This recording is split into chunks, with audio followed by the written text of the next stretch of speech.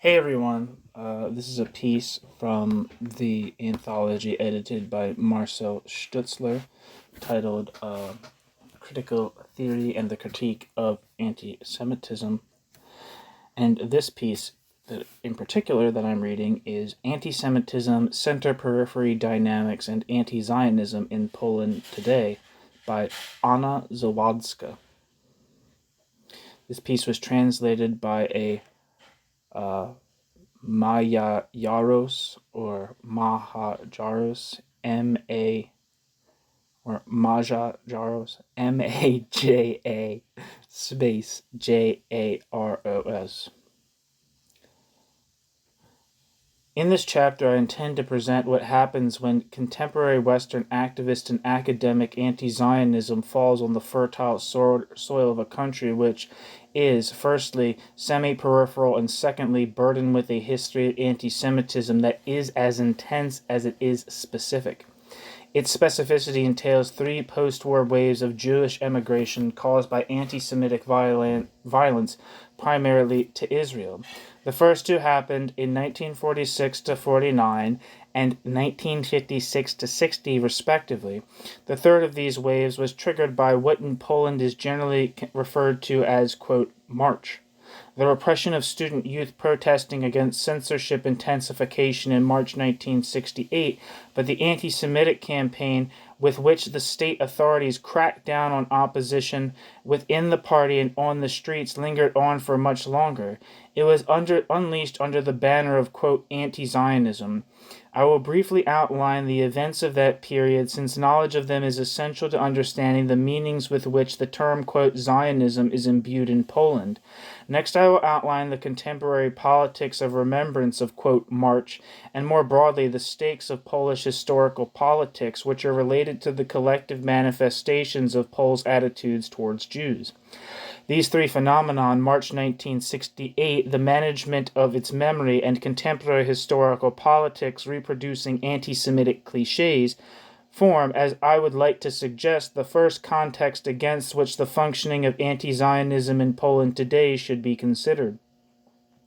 The second, no less important context is the semi-peripheral status of the former communist bloc countries in relation to the West. At the same time, it should be remembered that the term, quote, West here refers as much to the real cultural and economic dominance of so-called Old Europe and the United States as it does to a phantasm. This phantasm is cultivated on the substrate of centuries-old stereotypes of the East as a region of savagery, barbarism, the opposite of Europeanness and anti-civilization, whose embodiment was to be first mythical Asia and then the Soviet Union. Internalized, these stereotypes generate powerful neurotic dispositions in countries like Poland, and with them a compulsive need to prove that one is not Eastern. This compulsion also affects local progressive circles, activists, academics, and leftist politicians. Among other things, it manifests itself in the unreflective assimilation of identities as well as descriptive and critical categories incoming from the West, without taking into account the local context that redefine their connotations. I will try to demonstrate that this is what happens with anti-Zionism. I argue that the uncritical adoption of the anti-Zionist agenda of the contemporary Western left by Polish progressive circles has made the latter take an active part in reinforcing the nationalist status quo, contrary to their declarations and probably their intentions.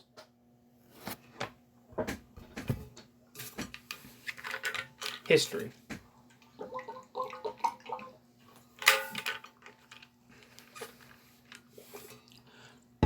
Quote, March is usually regarded as a single event in Poland. However, it was the culmination of a long-term process.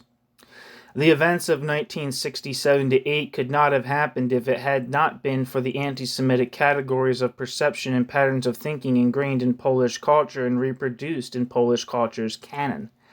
In the political practice of the time, quote, March began in earnest in October. The term, quote, October, as well as the term, quote, thaw, is used in Polish historiography to describe the ending of Stalinism in 1956, which was to bring a loosening of the grip of the communist regime had over Polish society. This period is remembered as a breath of freedom and was greeted with enthusiasm and hope. However, to Jews and to all those who had long ceased to self-identify as Jews but were stigmatized as, quote, Jews by the Polish majority, October brought fear. This period is sometimes referred to as the, quote, dry pogrom, quote, dry because allegedly without bloodshed, although Jewish testimonies clearly contradict this. The fear felt by Jews at the time was accompanied by the painful eclipse of the hope for a Poland without top-down acquiescence to anti-Semitism.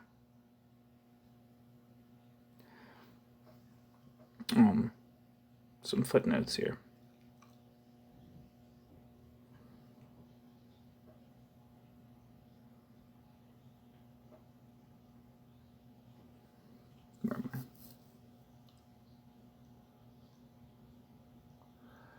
First footnote. On 21st of October 1956, a new first secretary of the Central Committee of the Polish United Workers' Party was appointed. During the period of state socialism, this function corresponded to the contemporary rank of prime minister. End footnote. Next footnote. I refer here to materials currently being collected during research conducted as part of the project, quote, Jewish Community in Poland in the aftermath of the 1967-68 anti-Semitic campaign, biographical experiences, identity transformations, and environmental dynamics, end quote. The biographical interviews we are conducting as part of the project provide numerous examples of anti-Semitic violence up to and including physical violence directed primarily against individuals from communist families during the post-October thaw. End footnote.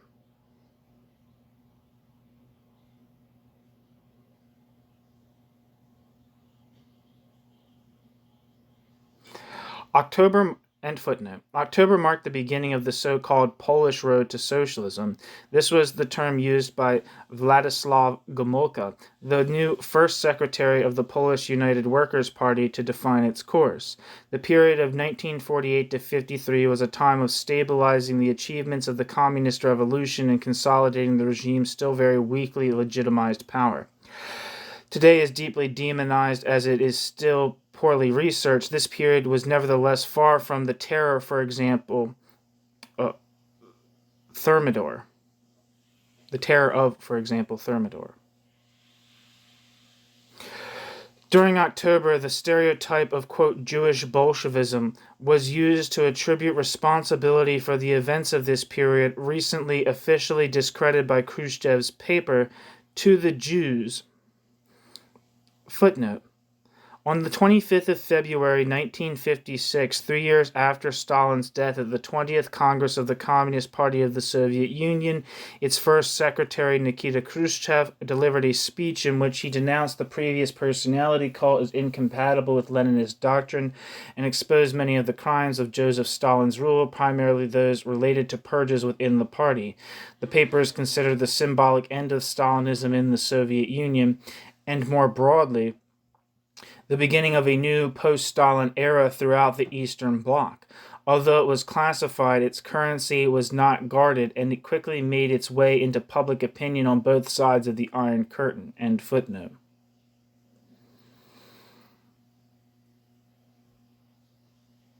This, in fact, was the message behind the slogan about the, quote, Polish road to socialism, end quote. Polish, that is, not Soviet, but also not Jewish. All the bad things are not on us, they're on them. This message, repeated over and over again, translated into an upsurge of violence against Jews and caused another wave of emigration of Holocaust survivors. Some 30,000 Jews left Poland at the time. Equal rights for national minorities, including the Jewish minority, were introduced for the first time in Poland's history of the Polish People's Republic directly after the war. Starting with from the manifesto of the Polish Committee of National Liberation, allied with the Red Army, proclaimed on the 22nd of July 1944, and the so-called Small Constitution of the 22nd of February 1947. For the first time ever, Jews were able to hold state positions, enjoy public education and health care on an equal footing with others, and benefit from subsidies for Jewish culture. The Jewish press, theater associations, social, sports, and aid organizations, including those of Zionist or religious backgrounds or those connected to the Yiddish-speaking culture. The onset of communism in Poland also marked the first official recognition by the state of anti-Semitism as a problem and of anti-Semitic violence as a crime. Finally, the years 1945 to 8 saw one of the most inquisitive discussions of Polish anti-Semitism. It took place on the pages of the magazine Kucnica and Odrodzenie, in which primarily communist intellectuals published. The multifaceted participation of Poles in the Holocaust, the pogroms of 1945 to 6, the murders of Jewish survivors returning to their villages, the anti-Semitically motivated, quote, verdicts of post-war anti-communist partisans, all this revealed the scale of the phenomenon. Anti-Semitism was finally recognized as a fundamental problem, and attempts were made to diagnose its causes. However, the discussion did not translate into state policy. As in other countries of the region, anti-Semitism was somehow erased from the official vocabulary by encoding its history and its effects under the term, quote, fascism. In the name of fighting the distinction between Poles and Jews, which was said to be full of sinister meanings but was diagnosed as racist rather than anti-Semitic, everyone was posthumously subsumed to the category of Polishness.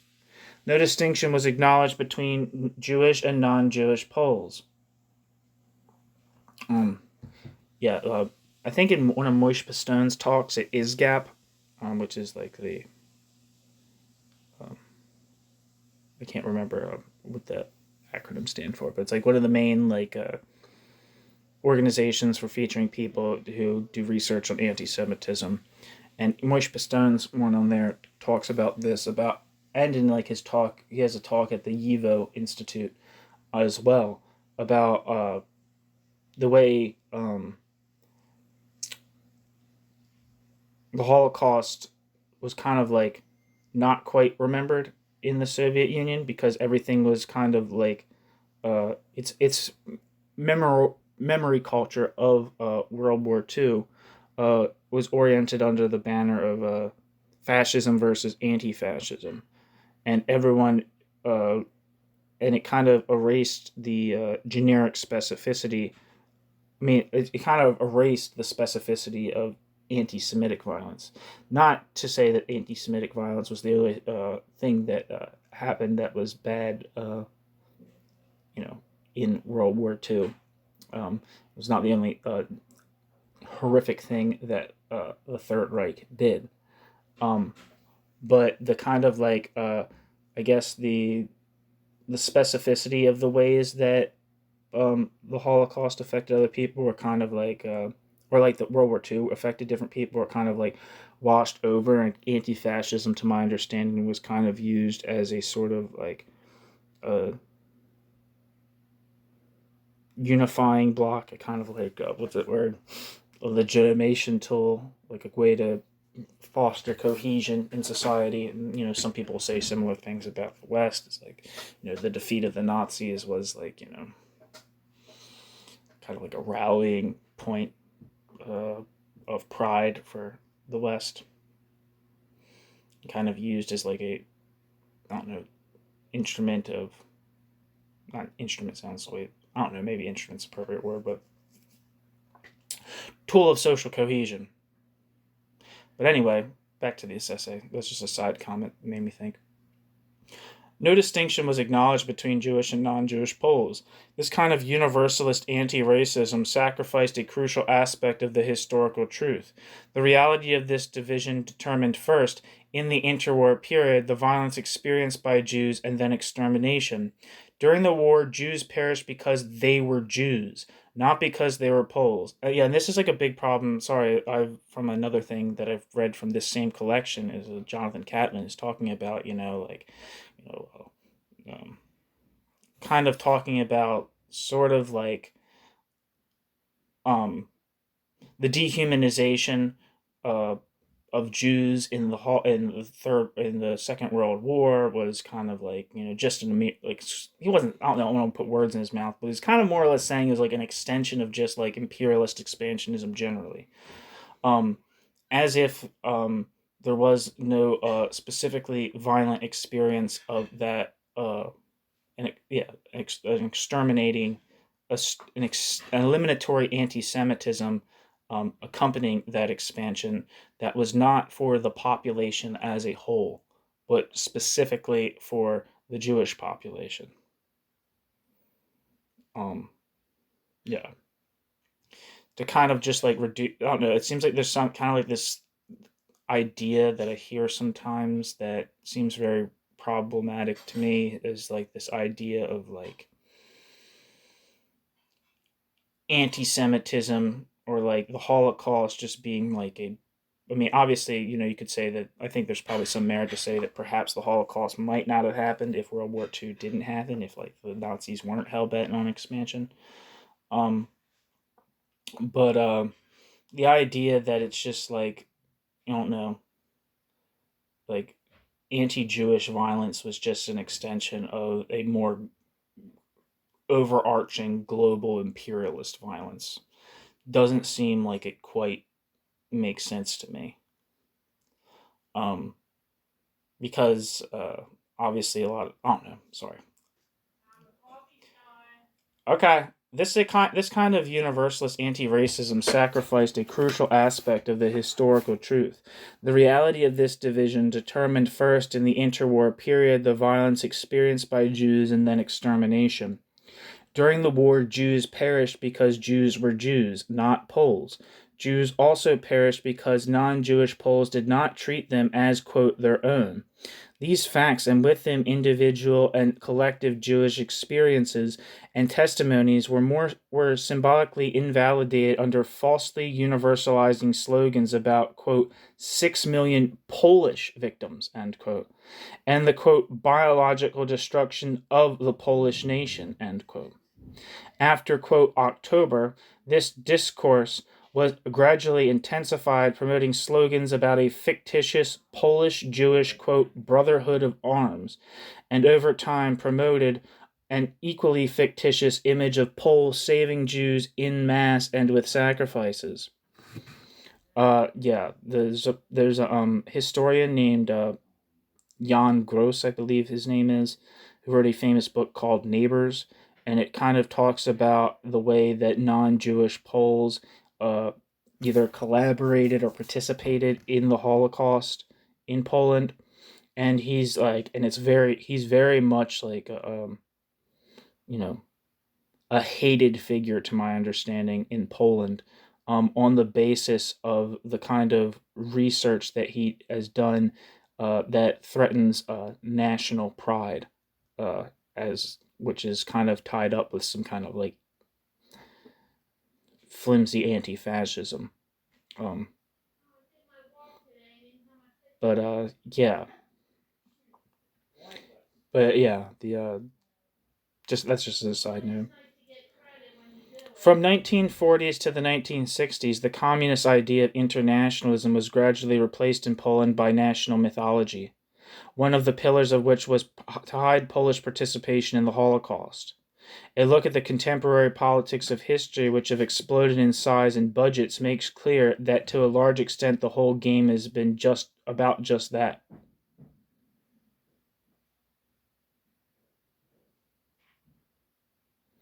The second half of the 1960s is marked by three parallel processes. The first is the growing conflict within the Communist Party between the nationalist faction and the old-school communists who had grown up on the communist ethos of the International and came from the pre-war structures of illegal activity. The second is the growing mood of rebellion among the intelligentsia, in particular the metropolitan student youth, against the restrictions imposed by the state, mainly in the cultural sphere, censorship of the press and arts performances. This rebellion was partly supported by the old party members, increasingly concerned about the, quote, Polish road to socialism, end quote, most of whom lost their party memberships in 1968. The third is the escalating anti-Israel campaign unleashed by the Soviet Union and countries in its orbit of influence. Only the synergy of the context and processes outlined briefly here made possible what is known in Poland as, quote, March. In June 1967, in response to the Six-Day War, following the example of the USSR, the Polish government broke off diplomatic relations with Israel and intensified its anti-Zionist propaganda campaign. At the same time, it launched obnoxiously anti-Semitic initiatives. Individuals categorized, for example, on the basis of the sound of their surnames as Jews are removed from the army. It is important to keep in mind that this is the working of a stigma, not of someone's voluntarily adopted and deliberately cultivated identity. Editors of Jewish magazines, creators of Jewish culture, directors of Jewish institutions are forced to make public statements against Israel. Those who refuse to comply lose their jobs.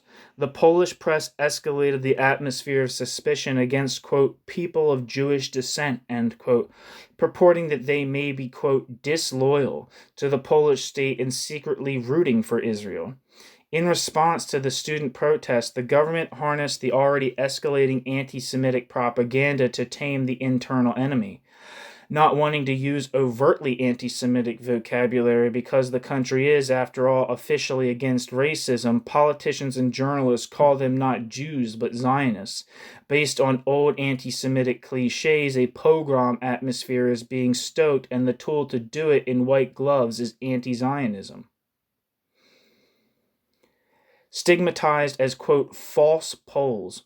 People mostly coming from fully assimilated secular Jewish communist homes are summoned for interrogation, lose their jobs, and experience harassment from police, security forces, and neighbors.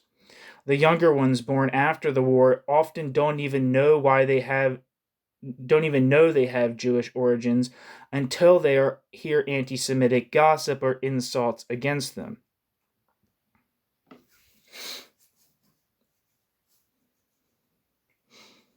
This is kind of relevant to like something like you read about like Adorno or Jean Amory, kind of a similar situation to some extent, in which people who like really don't have too much of a strong Jewish identity or have a mixed identity. Like I think like Adorno was I think his father was like a Catholic Italian. Don't really quite experience anti-Semitism until it, or like don't even, not experience anti-Semitism, don't identify as Jews, that's what I meant to say, until they are persecuted on that basis. So there's kind of like a degree to which like identity and defense identity is forced upon people often from the outside, from persecution. Yeah. They are more and more tightly encircled by the government's anti-Semitic propaganda, indiscriminately broadcast by radio, television, and the press. They see more and more clearly the emptiness around them. They lose their acquaintances. They look in vain for gestures of solidarity. They become persona non grata in the circles in which they were previously active, because associating with them carries the risk of unpleasant consequences. The authorities strongly urge, quote, disloyal citizens to leave the country by renouncing their Polish citizenship. The persecuted hear that they should leave for their own good because there is no future for them in Poland. Remembrance. The current dominant politics of remembrance of March 1968 run along a three-pronged course. On the one hand, the events of the time are presented and commemorated as the heroic struggle of the democratic opposition against the, quote, totalitarian regime's power. The concept of, quote, totalitarianism is applied in Poland to every aspect and every period of state socialism. In this view, anti-Semitism is downplayed, presented as a marginal theme, just one more of the many nasty tools the, quote, communists used against the, quote, Democrats. It is overshadowed by an anti-communist narrative whereby the victims of the anti-Semitic campaign are either relegated to the background or described as having been exiled because they fought against communism, not because they were stigmatized as Jews. On the other hand, quote, March is the only aspect of Poland's multifaceted and rich history of state and grassroots anti-Semitism, including the university, quote, ghetto benches, and, quote, numerous clauses, that's in italics, I don't know what that means, pogroms and mass murders, that is readily discussed.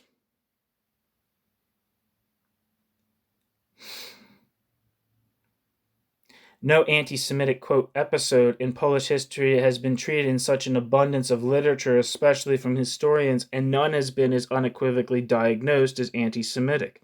This is because, quote, March dovetails with contemporary history politics that are entirely built on anti-communism, and therefore fits seamlessly into the dogmatic assumptions of contemporary political discourse.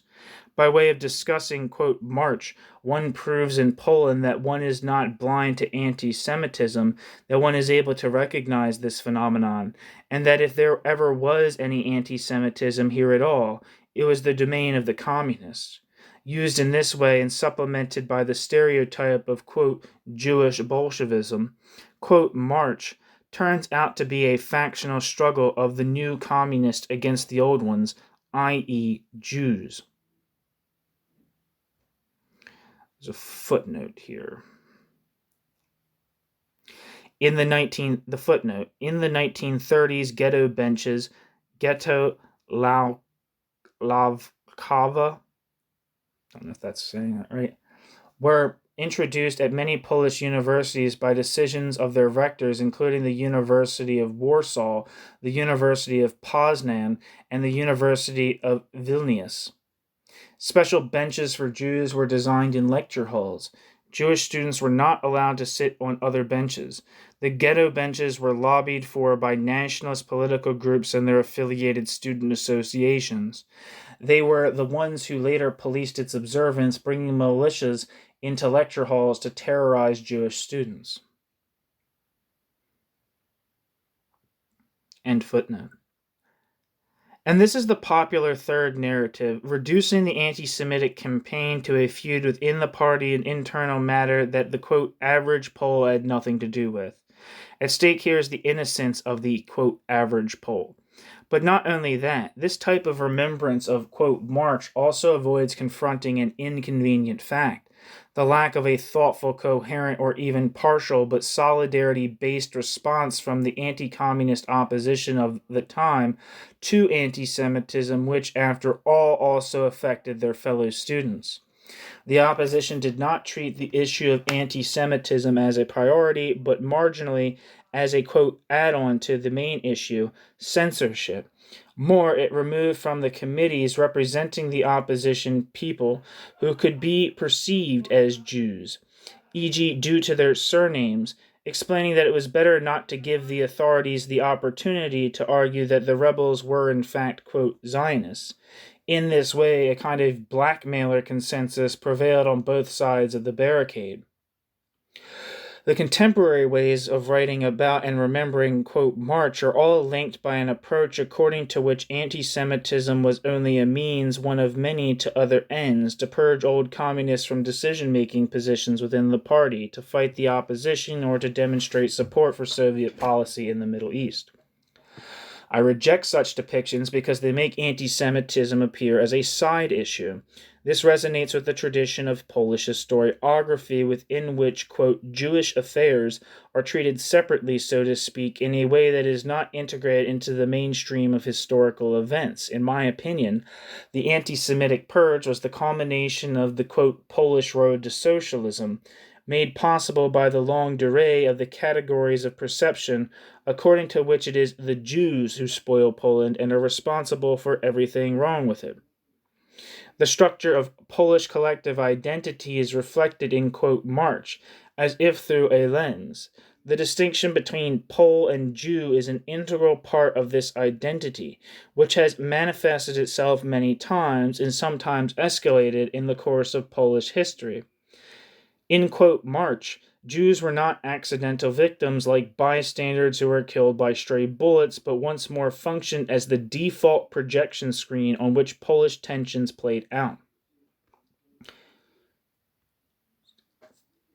The example of Ernst Zmolar aptly demonstrates that anti-Zionism was a pretext for an anti-Semitic purge, and that this purge consisted neither of removing the enemies of communism nor of removing the old communists, but is strictly nationalistic in nature. His history is a good example of the trajectory of Jewish biography in the context of Polish communism.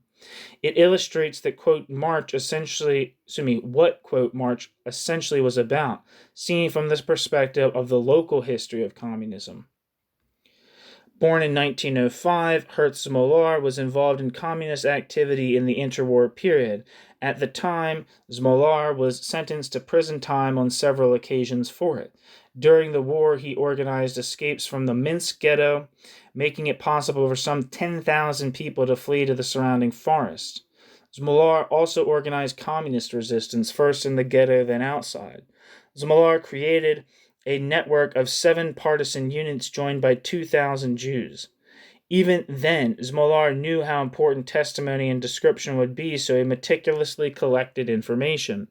Zmolar's accounts of the uprising, struggle, and extermination of the Minsk ghetto would prove to be the most reliable and detailed. After the war, Herz, just to let you know, it's spelled Hersz.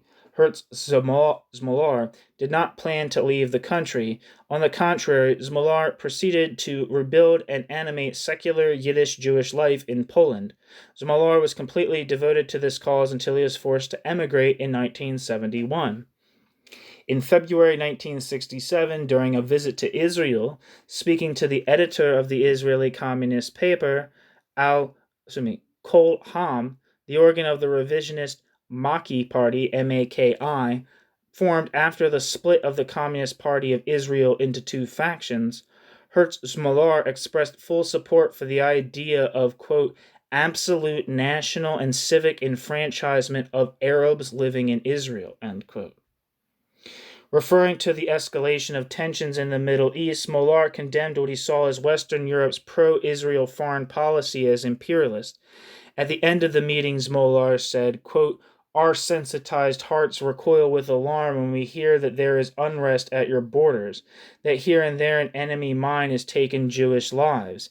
In the cup of blood shed by our people, not full. Is the cup of blood shed by our people not full yet? End quote. Thereupon he wished his comrades peace with their Arab neighbors.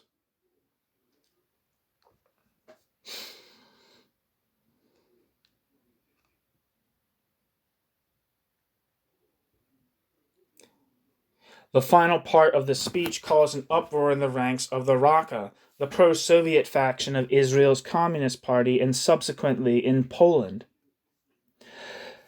This one sentence about Jewish bloodshed led to Zmolar being accused of favoring imperialism, colonialism, and Israeli nationalism. It was deemed that by empathizing with Jewish victims, Zmolar expressed his support for Israeli politics. Later that year, in a rising tide of anti-Semitic purges, Herz Zmolar lost his job at the Jewish School and Cultural Society, of which he was chairman, and his position as editor-in-chief of the most important Yiddish magazine in post-war Poland, Volksstimme. He was forced into early retirement. Both of Zmolar's sons, Alexander and Eugenis, were imprisoned for their student opposition activities. Herz then wrote a letter to the party's first secretary saying that if his emigration would save his sons' lives, he would leave. Zmolar applied for a passport and was refused. In 1971, when both his sons were freed during a business trip to Paris, Zmolar fled to Israel with the help of a Jewish agency. There he remained a communist dedicated to saving Yiddish culture. Zmolar died in 1995 in Tel Aviv.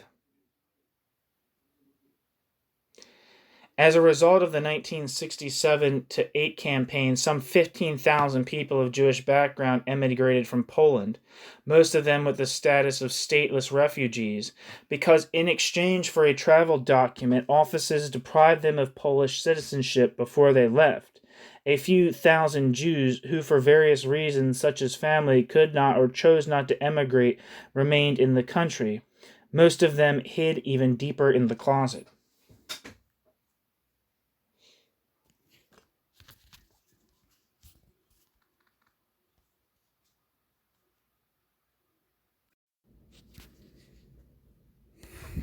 Politics. In Poland, anti-Semitism and how anti-Semitism is problematized, diagnosed, and countered, which one might have expected are exact opposites, can be found in paradoxical harmony. As an example of the difficulties connected with the latter, I would like to point to a study of, quote, attitudes of Poles towards Jews, end quote, produced by the Center for Research on Prejudice that was presented as the most recent data on anti-Semitism in Poland in an event in November 2021. Footnote. The event was the inauguration of the program, quote, Anti-Semitism in Poland, Redefinition, Monitoring, Effective Counteraction, initiated by Zawadzka, Otwarta Open Republic. Oh, it says in English, Open Republic Association. The Center for Research on Prejudice is part of the Department of Psychology at the University of Warsaw. The center's team has been conducting research since 2007, relying on quantitative research as well as cooperating with NGOs and the media has become a leading center for anti-Semitism research in Poland. CBU. The CBU website is available in English. End footnote. The presentation showed that the center has been using the same research tools for many years, dividing anti-Semitism into exactly and only three categories, quote, traditional, quote, conspiracy, and, quote, secondary anti-Semitism. Quote, traditional anti-Semitism here refers to superstitions derived from Christianity. Jews killed God, Jews need Christian blood for their rituals. Quote, conspiracy anti-Semitism is the belief that Jews, both behind the scenes and in an organized manner, seek to dominate politics and the economy, while, quote, secondary anti-Semitism defines attitudes of those who believe that Jews feel too much self-pity and benefit from their martyrdom, which they skillfully, quote, sell to the world. Survey questions are formulated according to the research hypothesis implied in these categories and then asked to a representative sample of Poles. I argue that this dogmatic and rigid categorization is not appropriate to the ways anti-Semitism has evolved in the contemporary situation. Besides, it is also worth noting that the coding of the answer seems dubious, answering, quote, hard to say to the questions, quote, do Jews seek to expand their influence on the world economy, and, quote, do Jews seek to rule the world, quote, do Jews often act behind the scenes secretly, is classified by the Center for the Study of Prejudice as neutral and is therefore not counted in the statistics as anti-Semitic. Jesus Christ. Only the answer, quote, yes was considered anti-Semitic. The supposedly, quote, neutral answers amount to at least as many as the negative answers, 20 to 30%. This is as if answering, quote, it's hard to say to the question, quote, does being gay mean being a pedophile, qualified as, quote, neutral. My main objection to surveys of this kind is that they still focus on who is anti-Semitic while they define the realm of what is anti-Semitic according to outdated categories. In Poland today, anti-Semitism is primarily the domain of history politics, namely the appropriation of the Holocaust to describe the experience of a generic, undifferentiated category of, quote, Poles. In this context, anti-Semitism is closely coupled with anti-communism. It is upon these two that the Polish collective identity is built. They are the victims of communism, unjustly overshadowed by the Jewish victims of Nazism, the heroes who liberated the world from communist evil, the victims of unfair accusations of anti-Semitic crimes, when they, quote, just saved the world from the Jewish communists, Jewish in parentheses, the heroes who once selflessly rescued Jews and then were, quote, betrayed by the Jews. Footnote, this conviction stems again from the stereotype of, quote, Jewish Bolshevism, extremely elaborate in Poland, according to which Jews working in the communist security apparatus treated interrogators with particular cruelty.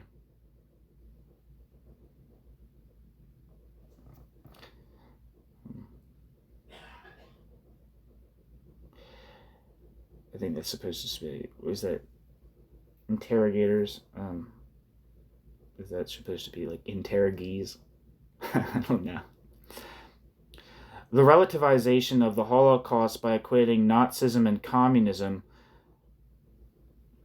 the narrative of, quote, Jewish Bolshevism, legitimized by many historians, the effective promotion of the concept of the double genocide within the European Union, the judicial threats against researchers of Polish participation in the Holocaust, anti-refugee paranoia fueled by reminders of Poland's former, quote, Jewish infestation, dilapidated Jewish cultural sites for the restoration of which neither the state nor local governments are offering funds.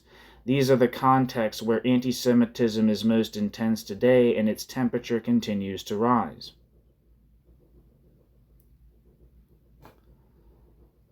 Footnote. I know that Jan Gross, who wrote the book Neighbors, and I think I might have mentioned that already. I'm sorry, I'm reading this essay in chunks, so I don't remember what I say in the first time around. But Jan Gross, who wrote the book Neighbors, which is about precisely Polish involvement in the Holocaust, consistently receives threats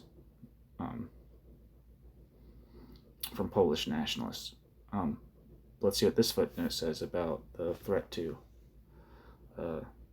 historians or researchers of Polish participation in the Holocaust.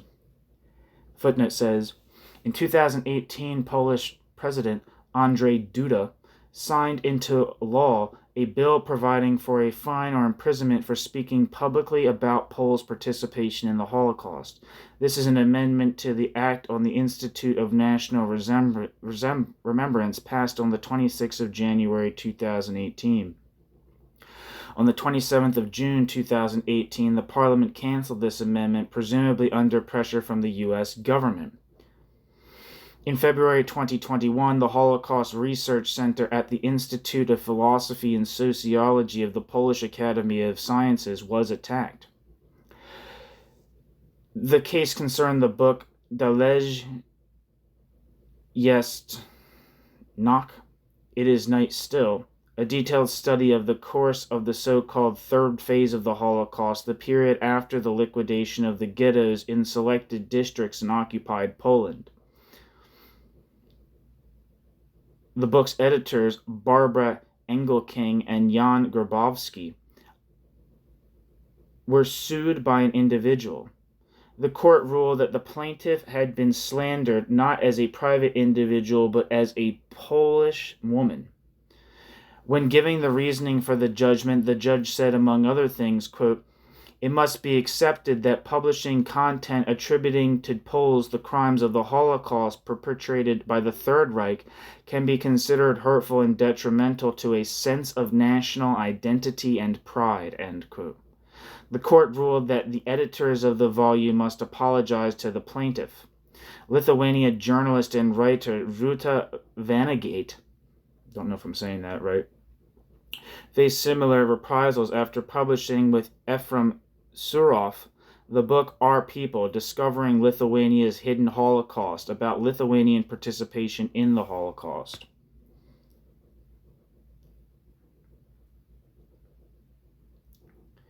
End footnote. To grasp the scale of Polish anti-Semitism, therefore, we need new tools and new research questions to diagnose and analyze anti-Semitism. One does not have to believe that Jews rule the world or kidnap children for matzah in order to be deeply stuck in and reproduce an anti-Semitic culture. If we recognize that the culture that has shaped us is saturated with anti-Semitic patterns, that the identity we have been raised in is based on anti-Semitic patterns of distinguishing between Pole and Jew, Polishness and non-Polishness, etc., it will be easier to see anti-Semitism in its current manifestations.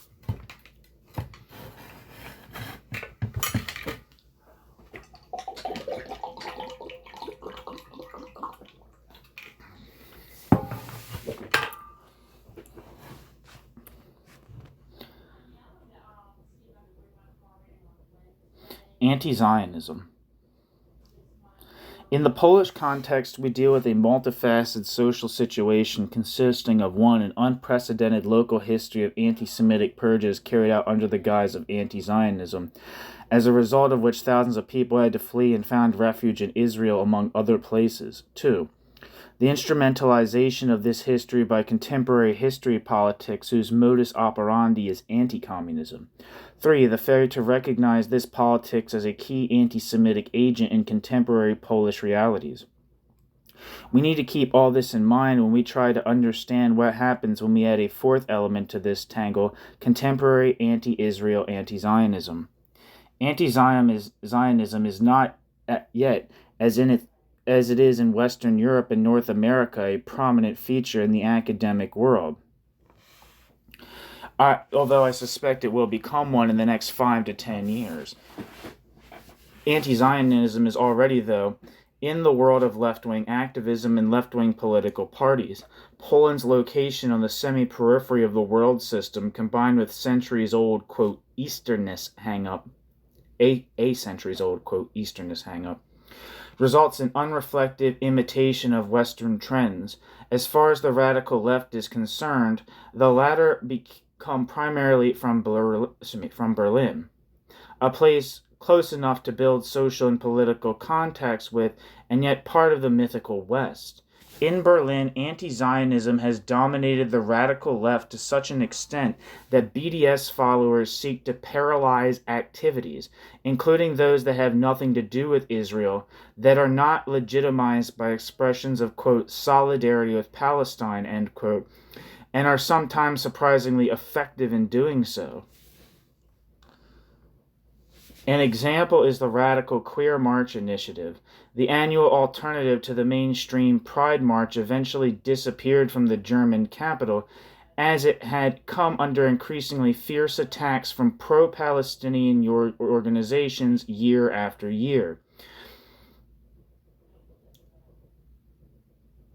An attempt to renew the initiative in 2019, the Radical Queer March initiative in 2019, ended in failure for the same reason.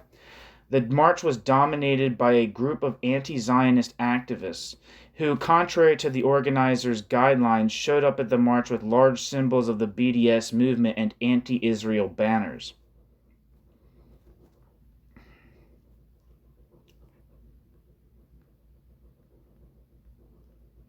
End footnote. The peripherality neurosis causes Polish left-wing activists to follow Hamas statements with bated breath because they feel that is what they do in the great metropolis of Berlin, while knowing little or nothing about anti-Semitism, a case of the standard individual and group reproduction of culture assimilated in the process of unreflective socialization. In fact, they do not want to discuss anti-Semitism because in their circles dealing with anti-Semitism has become a sign of belonging to a political camp that is hostile to them, a sign of conservatism and being right-wing. The burning of a Jewish puppet, the, quote, hanging of Judas, end quote, the, quote, March for Life of Poles, organized on the grounds of the Auschwitz-Birkenau camp, the chanting of, quote, death to Jews by a crowd gathering in a city square, or excrements on the fence of a Jewish cemetery, elicit at best a shrug from the Polish left. In the reckoning of wrongs motivated by racism, chauvinism, nationalism, and xenophobia, wrongs inflicted on Jews don't count. Anti-Semitism has almost disappeared from the radar of those who monitor these wrongs, and this disappearance is another manifestation of anti-Semitism. The same left is outraged time and again by the, quote, spontaneous racist violence of Israel's Jewish population, end quote, and the, quote, apartheid of the colonial settler state of Israel against the Palestinian people, end quote. Footnote. when in 2016, in response to a dramatic intervention by Polish queer activists against alleged Israeli, quote, pinkwashing, I wrote an article about how anti-Zionism in Poland should be approached with more caution. I received an immediate response entitled with a rhetorical, sarcastic question, quote, did Palestinians help Poles murder Jews in Jedwabne? I think that's how you say that. End quote. Quote, oh, so I'm supposed to explain to my Palestinian friend who is afraid that her children returning from school be killed by Israeli soldiers that it's okay because they don't like Jews in Poland, end quote. An anarchist trade union activist sarcastically wrote on Facebook.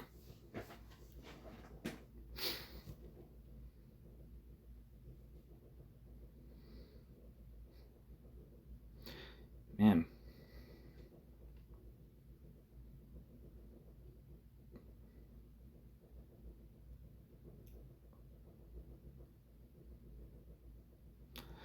The Polish public sphere provides ample evidence that anti-Semitism there is still, end footnote. The Polish public sphere provides ample evidence that anti-Semitism here is still an unmatched model of racist theory and practice. Meanwhile, organizations focused on countering various forms of racist violence downplay anti-Semitism or ignore anti-Semitism completely. 3 examples from 2021. In May 2021, the left and the extreme right protested outside the Israeli embassy in turns.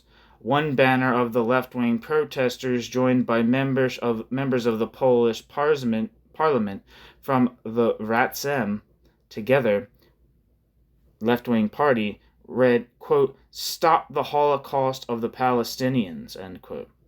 The far-right demonstration was adorned with a banner reading, quote, "Real Palestinian Holocaust, stop Jewish crimes," end quote. Also speaking in defense of the Palestinians were participants in a nationalist demonstration in Jedwabne. I don't know if I'm saying that right, but which took place on the 10th of July 2021, the 80th anniversary of the murder of Jedwabne Jews by their Polish neighbors.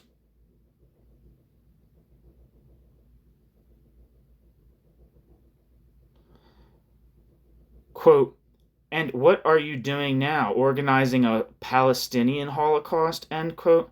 One of the demonstrators addressed the imaginary Jews. The main slogan of the demonstrators, quote, "I don't apologize for Jedwabne," end quote, was complemented by a banner referring to the stereotype of, quote, Jewish Bolshevism. Quote, "Jews apologize for the crimes of your fellow Jews," end quote. It displayed, among other things, pictures of state functionaries from the communist period. Participants in the event carried Palestinian flags and keffiyehs, in Poland called Arafatki.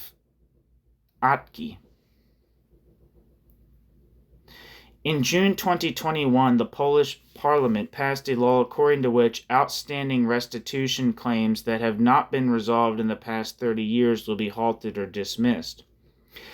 New appeals against administrative decisions issued more than 30 years ago will also be prevented. On the face of it, the law is supposed to curb reprivatization abuses. It is primarily concerned with tenements that were nationalized under a Stalinist-era law. Today, on the basis of questionable credibility of the evidence, alleged heirs of the former owners make claims to them. Often these are individuals put forward by development companies. After taking over the tenements, the developers double the rents overnight or throw the existing tenants out on the street. The law also means, though, that Jews will not be able to claim back property seized from them by Poles during the Holocaust. The chances of recovering such property were already limited anyway. The Polish lawmaker could have inserted a proviso into the wording of the law to the effect that it did not apply to Holocaust-related cases. However, this was not done. No one even made such a proposal. Out of 460 deputies sitting in the Polish parliament, 309 voted in favor, including almost all of the extreme right, all of the ruling party, and all of the left. 120 deputies, mostly conservative liberals, abstained from the vote, not because of the anti-Semitic nature of the bill, but because of doubts about respecting the property laws, sacred in their eyes.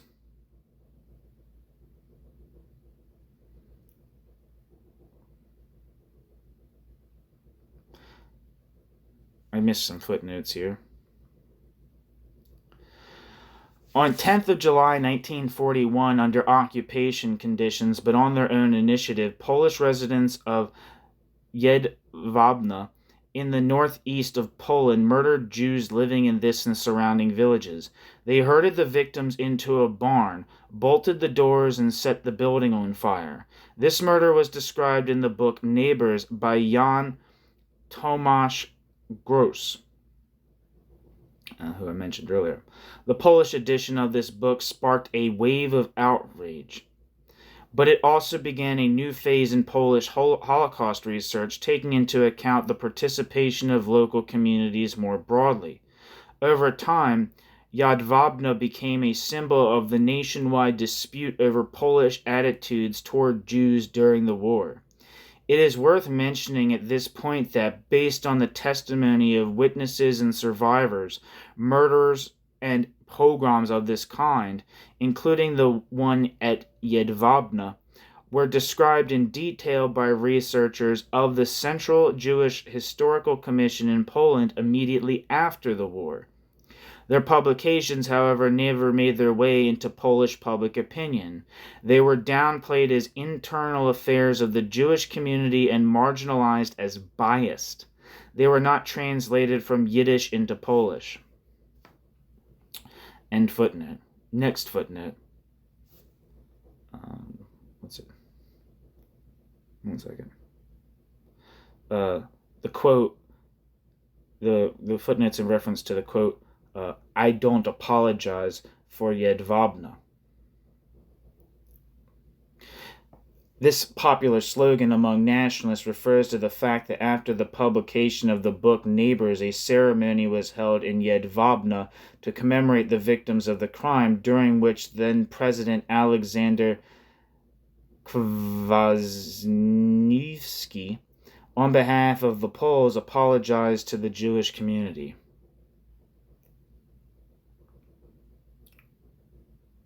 End footnote. That the June 2021 law is anti-Semitic was revealed by a triumphant gesture by Młodzież Polska, all Polish youth, shown 4 days after the law was passed, when voices of outrage still resonated in Israel, and even more so their echoes that had reached Poland.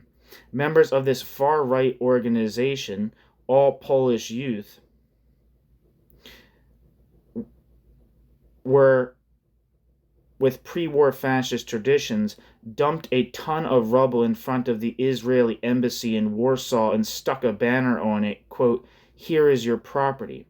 They posted a photo of this installation on Twitter with the following comment, "To be clear," quote, "To be clear, Jewish circles don't even deserve a brick. But let it be. Let them know our mercy. We decided to throw a whole ton of rubble in front of the Israeli embassy. After all, only rubble was practically left of our country after the war. Here is your property." End quote. The proverbial pile of rubble sent to the symbolic Jews found many fans. The gesture was later repeated in the form of memes and even artifacts. Quote, "The Polish government has launched a nationwide collection of Jewish property lost during the Holocaust," end quote. The rubble and the bricks alluded to Jewish property in multiple ways. It is not only a symbol of looted Jewish belongings, destroyed Jewish homes, Jewish apartments occupied by Poles, but also of what Jewish property was left in Poland after the Holocaust, almost nothing. The brick rubble symbolizes ruins. In Warsaw, the ruins of the Warsaw Ghetto, meaning mass murder, total destruction. I read the dumping of the rubble in front of the Israeli embassy as an act of derision, a gratifying reminder that Poland is, quote, Judenfrei, Jew-free, I believe, or free of Jews, I think is what that means. Juden, referring to Jewish Jews, and frei, free.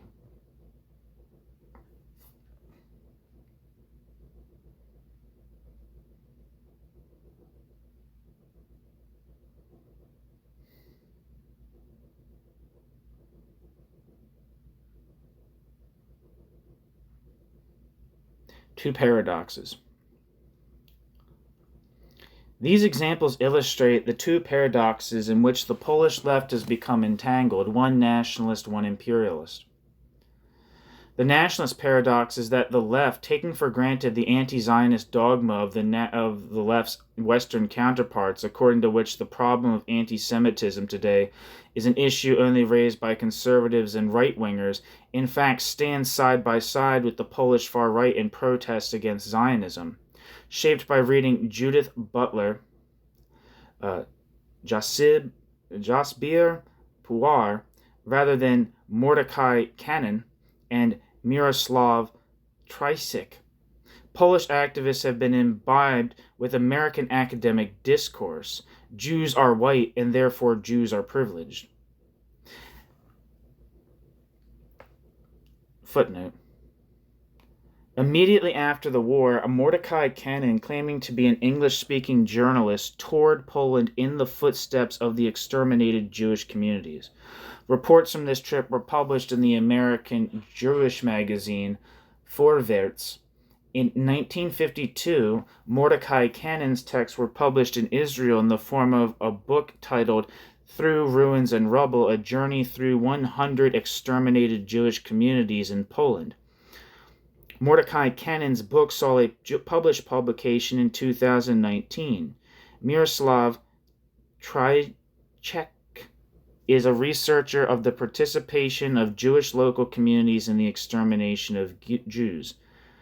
He has set himself the goal of disseminating the findings to date on this subject.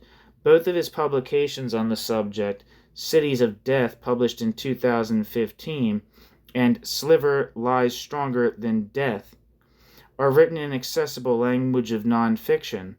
Tricek, as he himself emphasizes, abandoned scientific jargon in favor of promoting knowledge.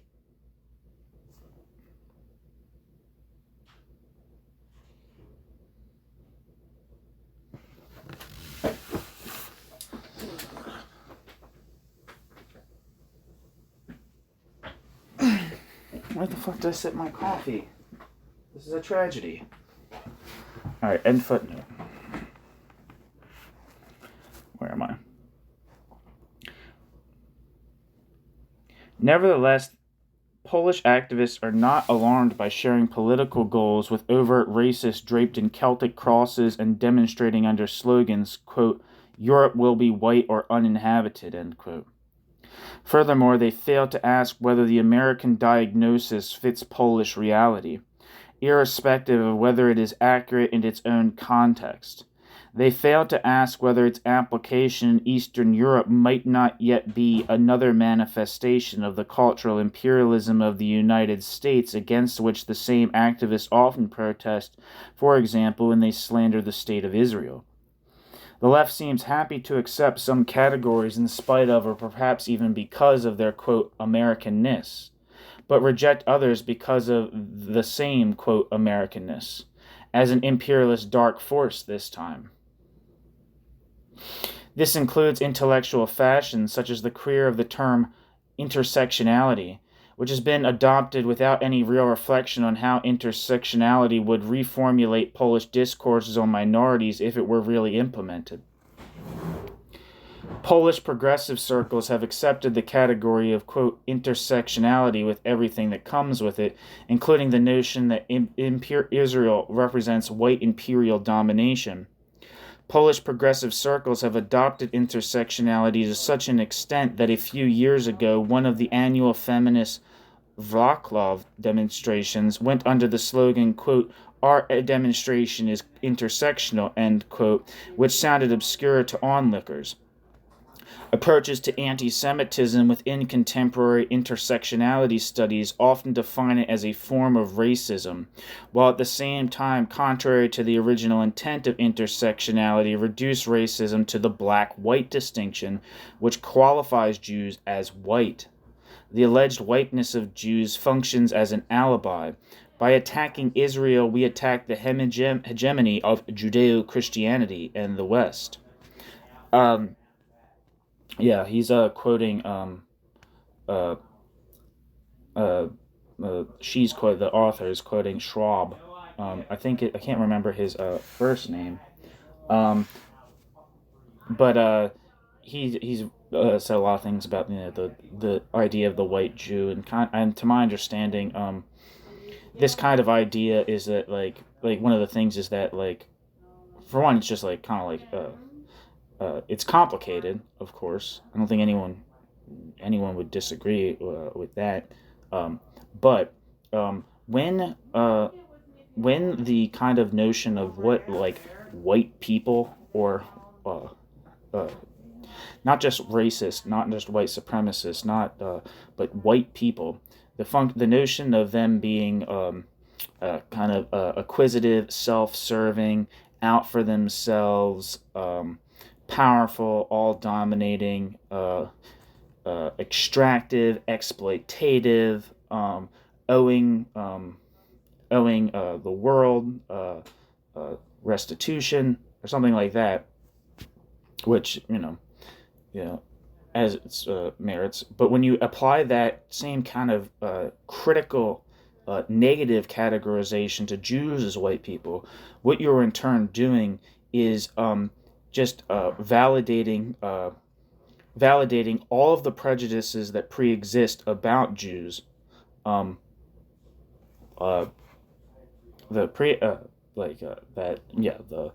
a lot of the things that people say is like white, powerful, controlling, behind the scenes, secretive, dishonest, exploitative, greedy, unwilling to share the world with other peoples.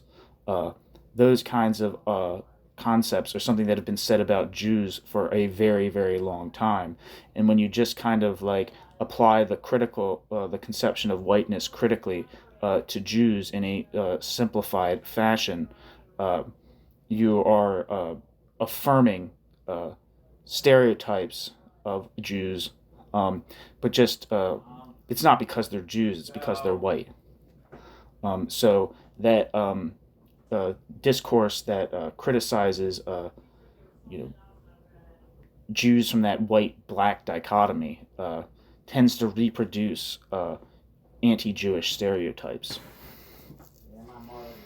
As if, and that's also, like, obviously, of course, racism is a huge issue in the world, and it's a huge issue in the United States. But kind of like reduce the entire white population to a body of privileged people is an extremely reactionary position to take. That's just my opinion. Maybe you don't agree with that. And it's no wonder that when the mainstream left demonizes, whose main focus is racism, demonizes white people as such, people who don't have the college degrees necessary to understand maybe the finer points of the more sophisticated arguments about that, automatically feel kind of left out, negated, and rejected, and then just crawl into the far-right populist arms, as opposed to being viewed as exploited members of capitalist society. And it's when you and especially when you, and this is especially true when you attribute like the main source of inequality in the world to, like, the West and white people as like the prime actors for why inequality and exploitation and social suffering exist. It completely lets capital. Obviously, there's people people who like really heavily subscribe to those kind of ideas would probably say, "Oh yeah, capitalism's bad too." Um, but what they do by attributing all social suffering to this kind of like white supremacist paradigm uh, is they're fundamentally letting like the impersonal power relations of capitalism as a system, not as a place that has bad, malicious actors in it who are greedy capitalists, or greedy landlords, or any of those things, which is like, you're totally letting capitalism off the hook as a system, and thus your politics automatically follows. What you need is a replacement of white uh, evildoers, uh, white bad malicious politicians or bad malicious capitalists with like some kind of good version of those things. Maybe that's an extreme way of putting it, I would probably say, but basically just back to the point that the criticism of Jews, like simply lumping in Jews with the category of white, is very, very problematic, and it's problematic still even if it's Jewish people who are doing it.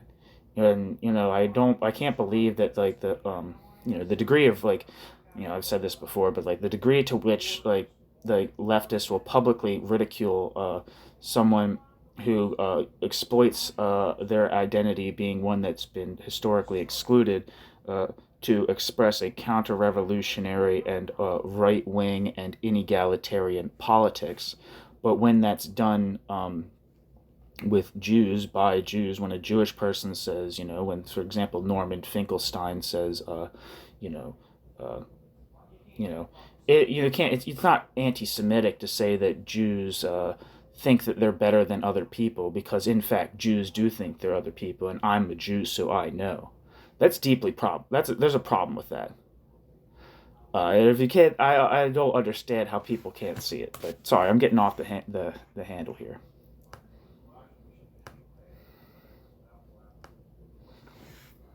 Anyway, let's get back to it, the text.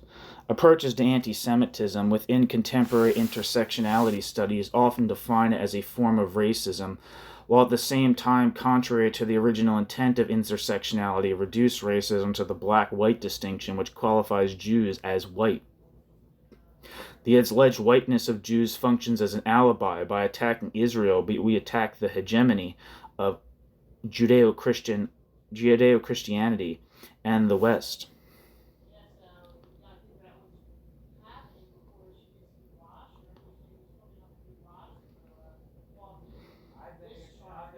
And there's also a million problems that with the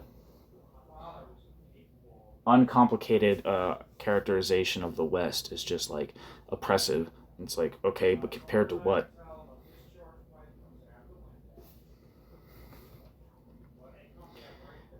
Anyway, this is flawed reasoning, however, because anti-Semitism does not follow the color divides, and consequently it is also not straightforwardly translatable into categories of privilege or lack thereof.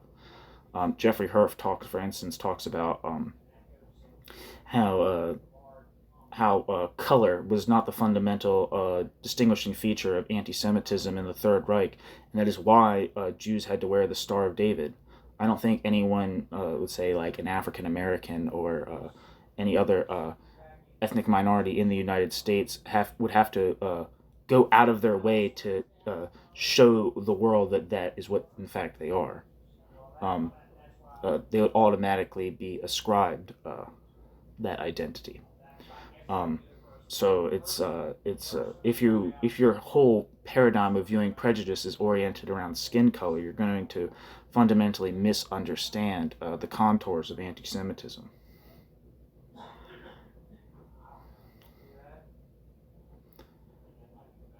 Quote, in regard of anti-Semitism as a phenomenon, we can say that we will fail to grasp its complexity if we see it only as a form of racism, we will not understand it if we do not also recognize it as a form of racism, end quote, writes Karen Stugner, whose essays in here are, I have an essay of Karen Stugner on this channel.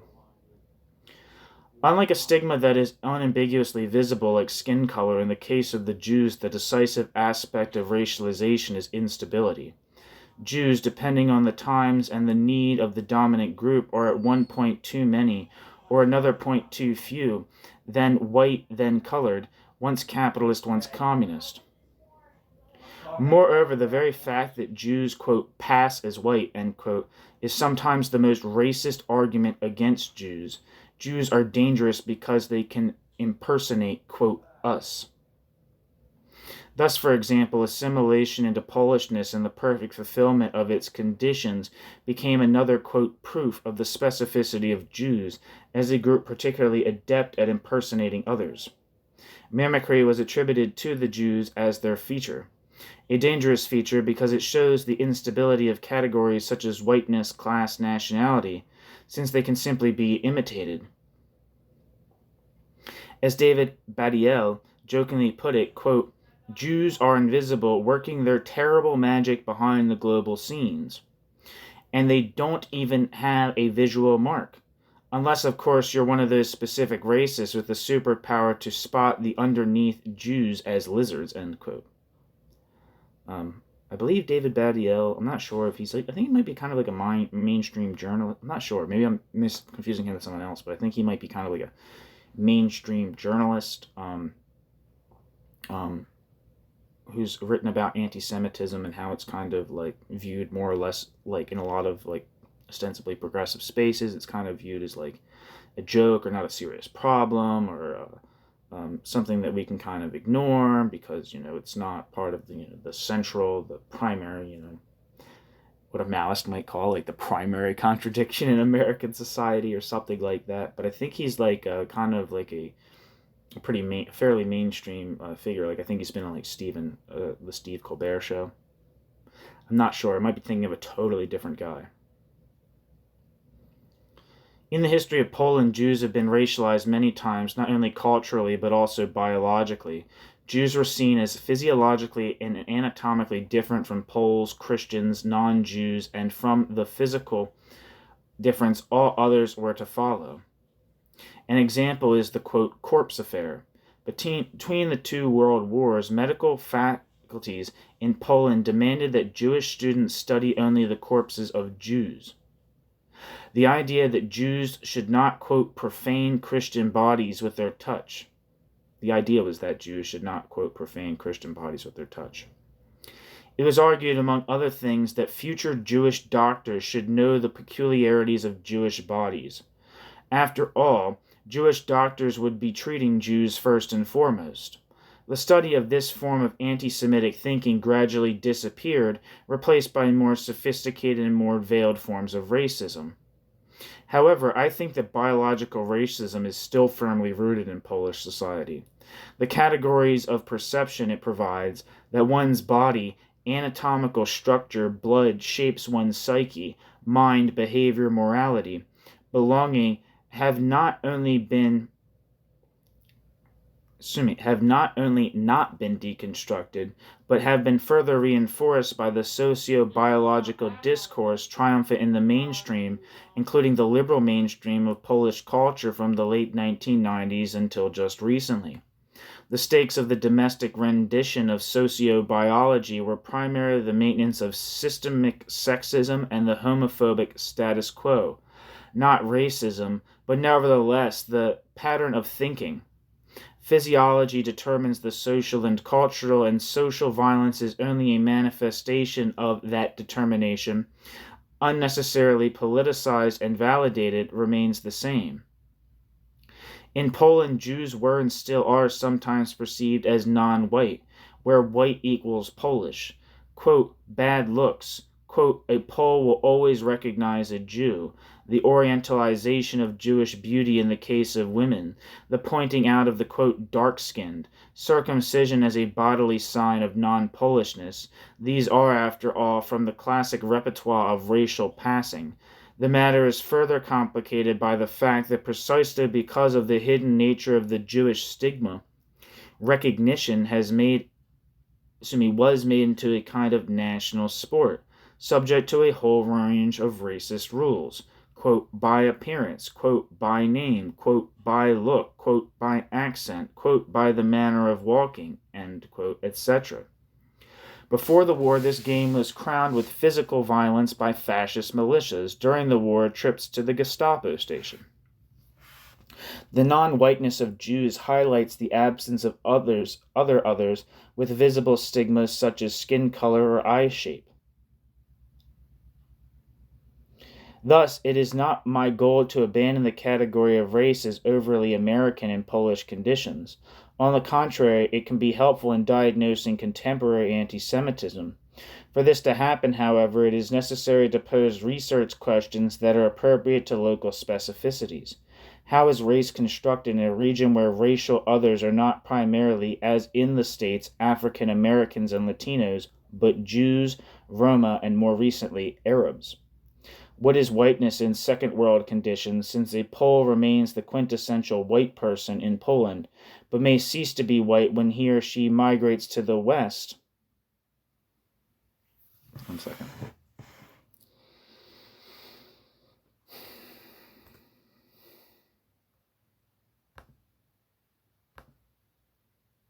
Excuse me. What is whiteness in second world conditions, since a Pole remains the quintessential white person in Poland, but may cease to be white when the Pole migrates to the West for bread? What are the specifics of passing rituals in post-Holocaust territory? Conclusion. An immediate effect of the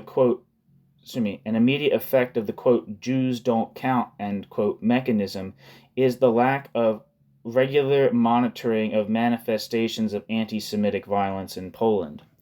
It makes the scale of this violence, whether symbolic or physical, increasingly difficult to assess. Added to this are outdated definitions and inadequate tools for diagnosing contemporary anti-Semitism. A situation of this kind causes reality and its descriptions to increasingly diverge. The issue of Polish anti-Semitism, including at the micro level, is being studied in more and more depth. With the development of this branch of historiography, critical reflection on the methodology of historical research is developing.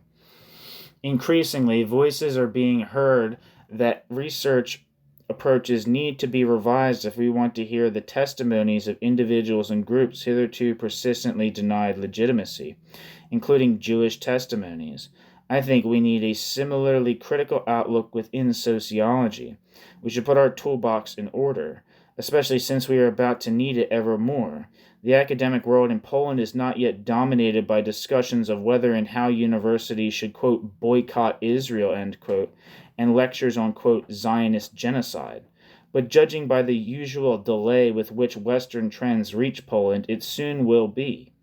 In the context of today's completely trivialized ghetto benches, numerous clauses and regular assaults on Jewish students and lecturers before the war, as well as, quote, March, when more than a dozen professors were fired from Warsaw University because of their alleged, quote, Zionism, it would be good to be prepared.